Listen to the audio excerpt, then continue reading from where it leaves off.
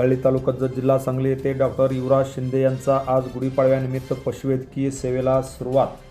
तिप्याळी तालुका जत जिल्हा सांगली येथे आज गुढीपाडव्याच्या मुहूर्तावरती तिप्याळी तालुका जत जिल्हा सांगली येथील माजी सरपंच माननीय प्रतापराव शिंदे यांचे पुतणे डॉक्टर युवराज शिंदे हे पशुवैद्यकीय सेवेचा शुभारंभ केलेला आहे। त्यांनी व्हेटरनरीचा कोर्स पूर्ण केलेला आहे।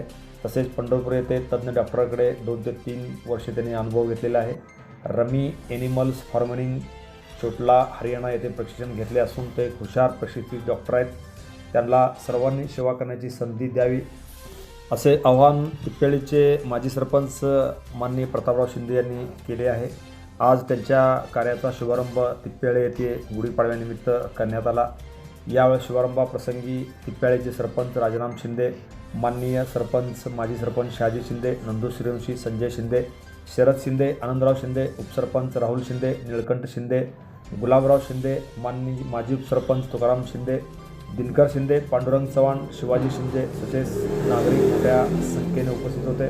तसेच मोहन शिंदे, विनोद शिंदे, मुन्ना घोरपडे यांच्यासह अनेक मान्यवर यावेळी खास करून उपस्थित होते।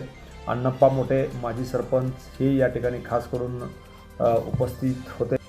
या सर्वांच्या उपस्थितीमध्ये त्यांचा कार्याचा आज शुभारंभ करण्यात आलेला आहे।